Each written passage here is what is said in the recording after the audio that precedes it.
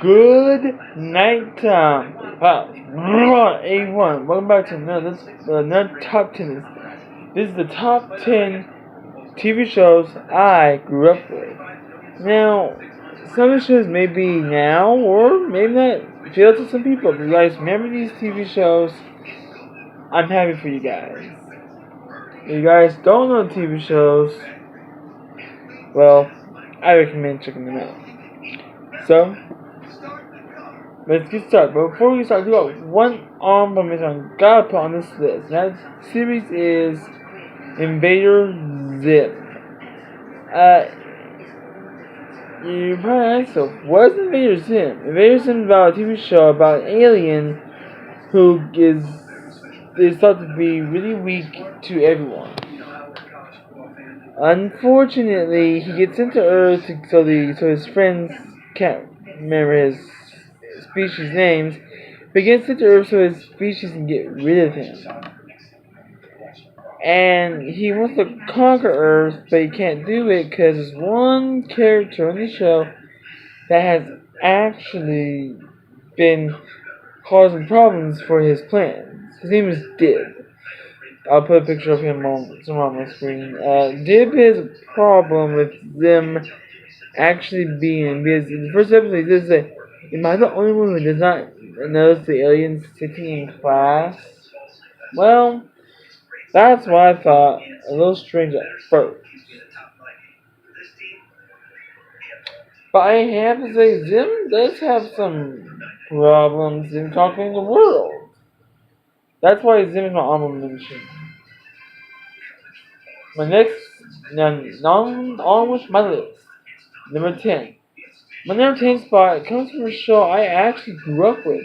They told me, y'all good luck listening. This is the PBS Kids TV show, Arthur. About Arthur, I don't remember much of the show itself, but Arthur has given me some good memories. There was DW, there was Buzz, there was Francine, there was Binky. All the characters in that show have perfect character development, but cartoons now don't even have that kind of development.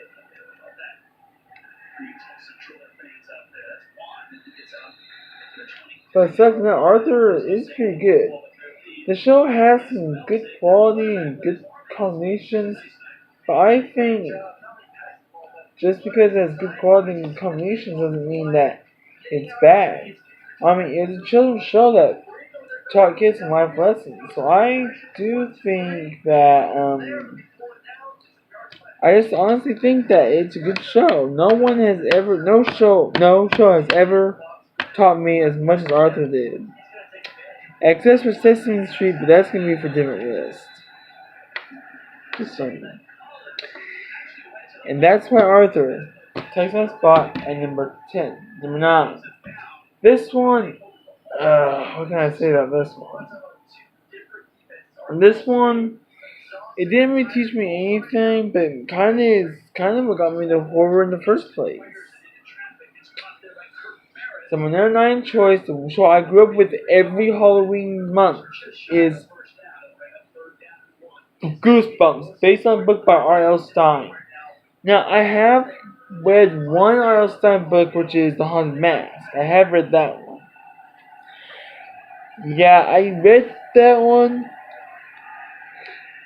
and seen the episode, but there's something you guys need to know. If you watch the episode, The Haunted Dummy, there is something you know. The book was separated into the two to three different versions. The story has to go like, well, the show is this. Every Goosebumps book that was created by R.L. Stine was put in the series, but the ending in the series changes in the end of the story. If you guys buy every single Goosebumps book and watch this episode and read the book, you'll see that the book and the movie, the book and the series, have two different ending stories. So the different ending, the end of the episode is different than the book and story. Yeah. As for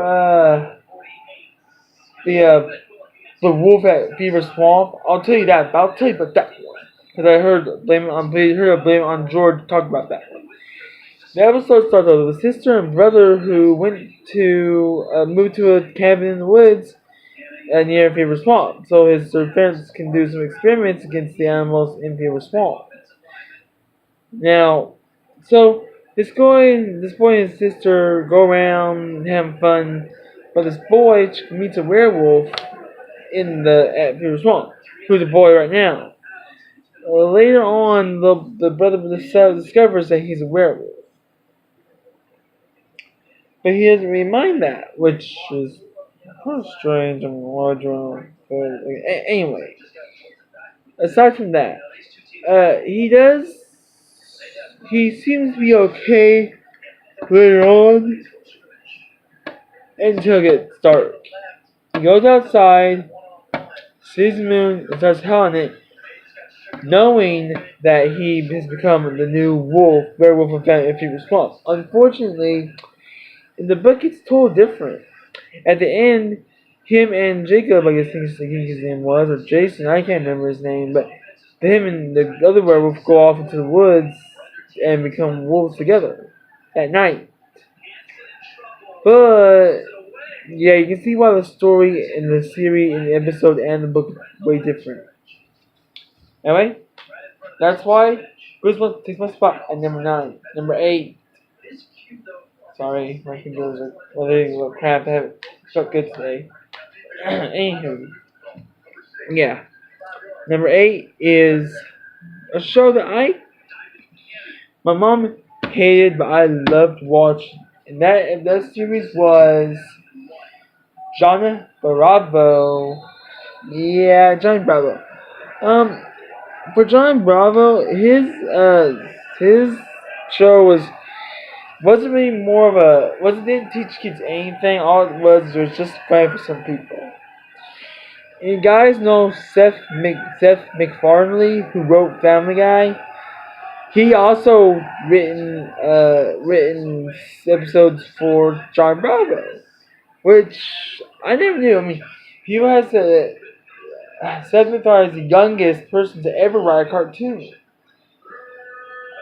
I mean, if you see on Family Guy, on 107 Facts on Family Guy, I'll probably put a link in the description down below. If you ever watch the show, you would know that,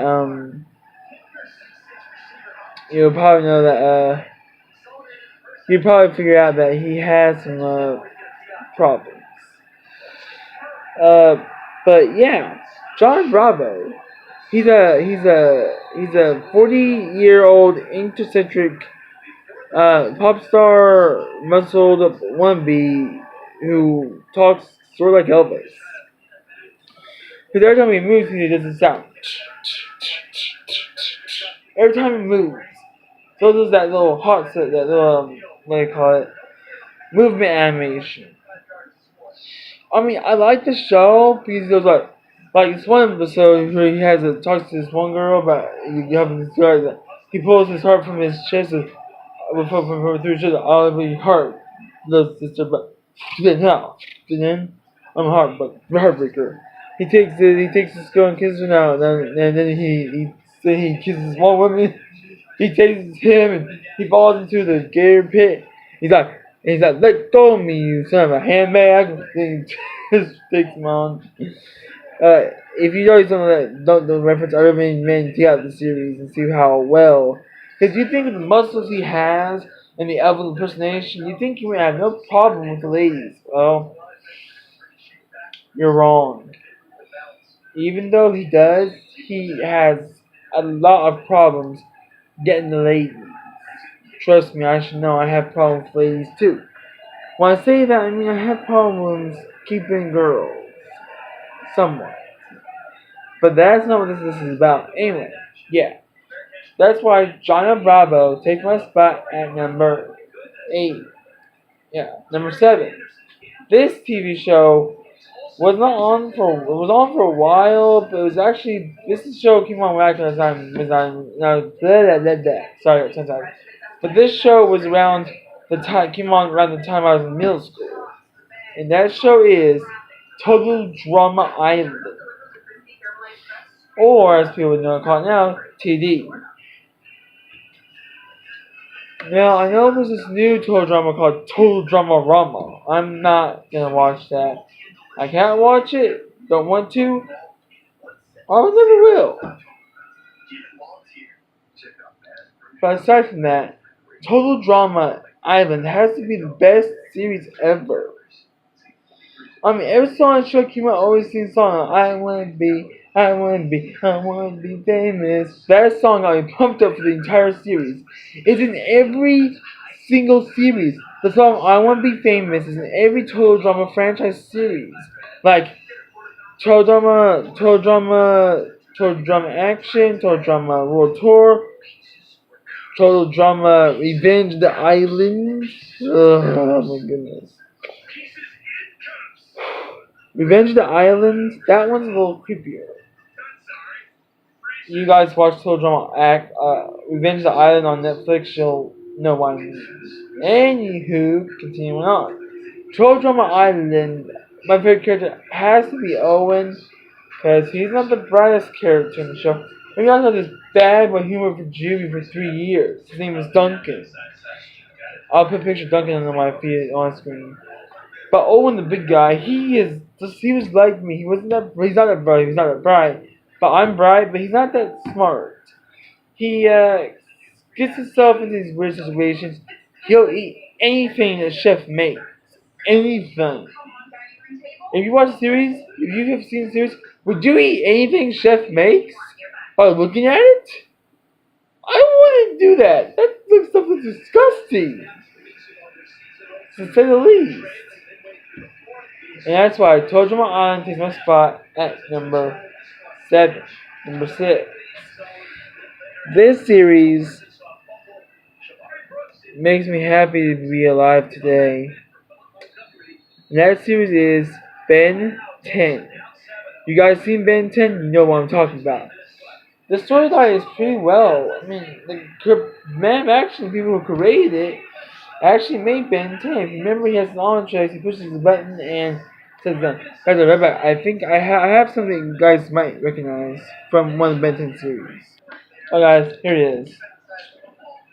If you remember this specific symbol, do you know what Ben 10 is? He always looked at the screen, turned the alien, and smacked it down just to change his alien body, his string. If I had to pick a favorite alien from Ben 10, it would probably have to be Ghost Freak. I mean, that deep voice, that one eye, that turns out to be this one eye, and his ability to turn tangible, it's pretty good. Ghost Freak has to be mine. Guys, you got an idea who's your favorite alien? Leave it in the comment below. What's your favorite alien from Ben 10? But yeah, Ben 10 is funny, it's comical. The other Ben 10 series get a little bit more serious, like Ben 10 Alien Force and other shows. Those get a little bit more, serious. But that's why Ben 10 takes my spot at number 7. Number 6. I think. Let me think about it. Guys, I'm lost. As long as they guys, number 6. Number 6. This TV show has just wet to my core and made me want to keep the show. And that show is this right here. Dragon Ball Z. Now, I didn't really like it at first, but it's just a theme song. It's like, rock, Dragon Ball Z. Dragon, rock, yeah. I always loved that show. Something about that show that just got me to the core. The TV show, the song in English dub pulls me in long enough for me to get interested in the show. So, more the song played, the more I like it. Oh, and if you remember Robin from Anime Mecha, she's talked about Dragon Ball Z. I'll probably leave a description in the. I'll probably leave a link in the description down for her in her channel for top 10 favorite anime openings. Yeah. And so, anywho, yes, Dragon Ball Z is a Japanese anime that I personally sort of cared for, but not that far. But yeah, I do think Dragon Ball Z has to be a pretty good anime. We anime dub people. You guys know the theme song in English dub, you know what I mean. I mean, the character, the narrator always says, "Last time on Dragon Ball Z." He always says that at the beginning of every Dragon Ball Z episode. I think it's the same person from Dragon Ball Z Kai and Dragon Ball Super. I've never seen both of those series. I haven't seen our Dragon Ball Z Kai, but I've never seen Dragon Ball Super. I have never seen it. I might try watching it. If I like it, I'll watch it. But besides that, yeah. Dragon Ball Z. Now, my favorite character would probably have to be Goku from that series. But to be honest, Dragon Ball Z isn't that fun. I kind of like it and kind of don't. I'll leave you guys decide that. That's why Dragon Ball Z takes my spot at number 6. Number 5. This TV show hit me to the core when I watched it. And if you're watching the series, you know what I'm talking about. It hit me to the core. And that TV show is the original Teen Titans. The original. Not Teen Titans Go. That show sucks. I'm sorry, creators, for you creating that show, but it sucks the life out of me. I cannot tell you how badly Teen Titans Go sucks. But anyway, back to the original Teen Titans. This show has always hit me in the core. It's action-packed, it's awesome, it's funny half the time. But one episode that really broke my heart, that really hit me in my core and made me sad and happy, was the kiss between Starfire and Robin in the movie Teen Titans Trouble in Tokyo. I'll put a picture of those two kissing on the screen. But that scene right there has to be the best version of Teen Titans I've ever seen. But this kiss scene, I'll just put a picture of this show so you guys can check out for yourself. Teen Titans Trouble in Tokyo and it has to tie in with the series. When they finished the 5th season after Terra left, they thought that they were trying to get renewed for a 6th season, which I personally think they should have done. I mean, come on! How can you not bring a 6th season Teen Titans instead of putting this rip-off stuff? You do not ruin Teen Titans for people who like the show. You do not ruin it. And that's why the original Teen Titans takes my spot at number 5. Number 4. Let me think about this one, guys. Now I also need a drink. Alright, guys. Now, for choices, Yu-Gi-Oh! Yu-Gi-Oh! is my number 4 choice because I like it because Yu-Gi-Oh! says, "It's time to duel." I always loved that line. I mean, me and my friend Abyss Moon, we've always looked at it. We've always done that. I don't know what it is, but yeah, I have to say, my friend Abyss Moon, he quit the game when he was 13, but now he's trying to get back into the game with the original card game. And you guys know the app Duel Links. Yeah, guys know the version of Duel Links, then you'll like it. We've tried to get Duel Links, but I'm waiting until my friend comes down and we'll see if we can get Duel Links to work. So, yeah. Anywho, yes. Yu-Gi-Oh! Is one of my favorite animes of all time. So, yeah. So what is it about Yu-Gi-Oh! You seem so hyped? Well, I have to say, the series itself is cool, it's funny, it's awesome. I have to say I like it.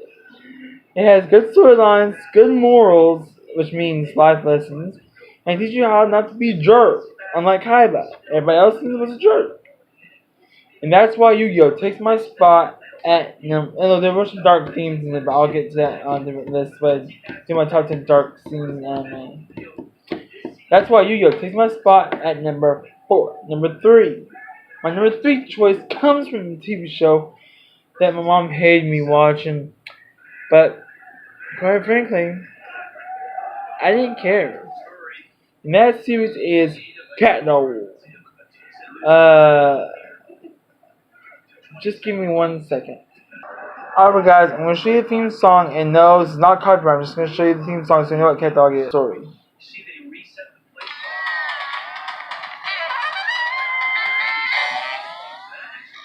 fine day, the wolf got a purr. A baby was born in the cottage. No blue mother, no three-eyed frog. It's a feline canine little cat dog. Cat dog. Cat dog. Alone in the world was a little cat dog.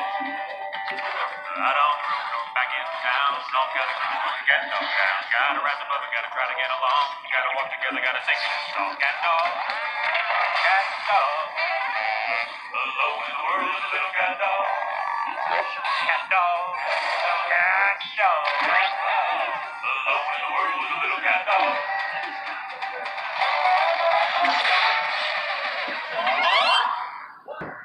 Well, now I know why I like Stevie's Cat Dog. It's funny. Now, my mom didn't like Cat Dog because of the gross images in one episode, if you guys know, called Teeth for Two. I'm not going to explain the episode, I'll do that in another video. But yeah, now you see why Cat Dog takes my spot at number 3. My number 3 choice, and do not laugh, you guys laugh when they'll come to you guys' place to kick your butt. The show I'm going to talk about, my number 3 choice, my number 2 choice is My Little Pony, Friendship is Magic. Don't you laugh. Before you laugh, listen to what I'm going to say about it. Okay. So, I like this show. It has good morals. It tells people how friendship works. I kind of understand the moral of the stories. I mean, I haven't seen my favorite pony had to be Fluttershy. She's shy, but works great with animals. That's pretty much all I need to know to say. The other characters have each character by their name has their own pair. There's Twilight Sparkle, Fluttershy, Rainbow Dash, Pinkie Pie, and Rarity. I think.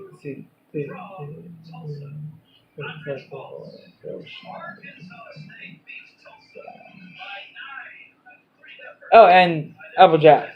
Yeah. Applejack, now, I love that pony too, but I say Fluttershy really gets me, which is really shy. That's what I have to say. So that's why My Little Pony, Friendship is Magic takes my spot at number 2. And the number 1 TV show I grew up with is, and all you're going to love this, my number 1 TV show I grew up with is Danny Phantom. It's Phantom. And guys, I'm going to play a theme song for you. Here's the theme song. He's a phantom.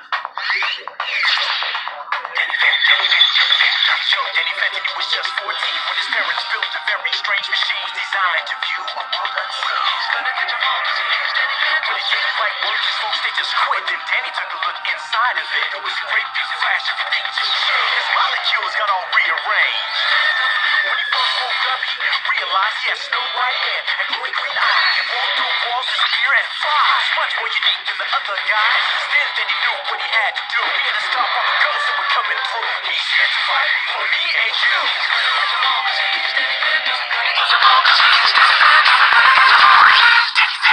That's right, guys. My number 1 TV show is Danny Phantom. The series is good. It tells a story about how he became a ghost fighter and why he's here. I always pretend to be Danny Phantom. I was like, I'm going ghost. Because the show really got me hyped and gave me a lot of energy when every time I said I'm going ghost. The series is more action-packed and funny. I mean, there's funny moments. Like when Danny feels like his ghost side is interfering with his day life, and the one that Lazy Dan is like, I'm gonna hit that kid. He's gonna win. So he's like, I'll go. He's like, I call it fun, Danny. That's hilarious. But the one that has character has to be Jack Fenton, Danny's father. Has to be the funniest guy I have ever seen. Danny Phantom is funny, it's hilarious, there's some dark side themes into it, but I love it. And that's why. Oh, and there's this little tiny girl you don't see much of. Her name is Danny Phantom with an I. I'll put a picture of her up on the screen. She's sweet, but she has this problem being with Danny. Well, guys, that's all I gotta say. So that's why Danny Phantom is number 1. Well, guys, that's all I gotta say. So next time, If you guys have any other ideas what other top 10s I should do, let me know. Anyway, guys, that's it for now. I'll see you guys then. Brought A1, sign off. Have a fantastic day.